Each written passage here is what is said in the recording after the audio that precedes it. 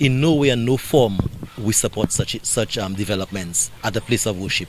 Everybody have a right to worship according to how they choose. That was President of the Iyanola Council for the Advancement of Rastafari, Aaron Alexander, denouncing the arson attack on a Catholic church in Vieux Fort on Sunday, July 18th. The fiery assault was all too familiar for the faith-based organization as it evoked unpleasant memories of the deadly cathedral massacre during the New Year's Eve Mass in 2000. Francis Philip and Kim John, now serving life sentences at Bodily, clubbed and set worshippers alight.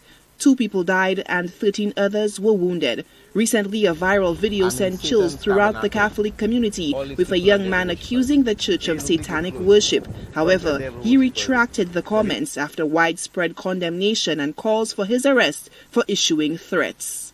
We as a Rastafari community, we are celebrating the 128th birthday anniversary of Haile Selassie on Thursday, which is the 23rd of July, and we will have our celebrations in our tabernacle.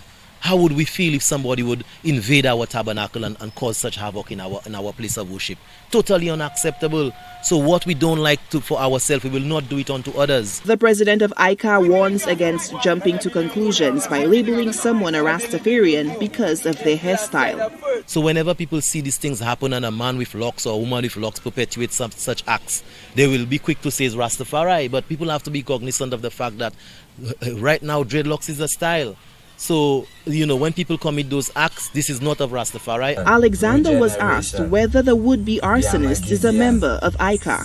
So I would not say that whether he's a member or not, I would not go that far, but once investigations have been done, we could ascertain whether he's a member or not. The Icar leader points to the perceived inherent weaknesses in the education system for the rise of misguided religious extremism.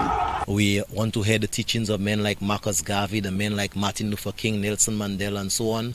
So the education system keeps failing our youth and failing our people as far as educating them on the teachings of such men.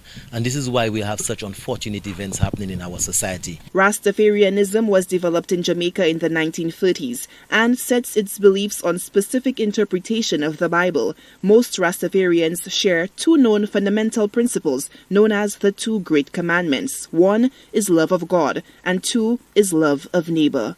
Solange Alfred, HTS News Force.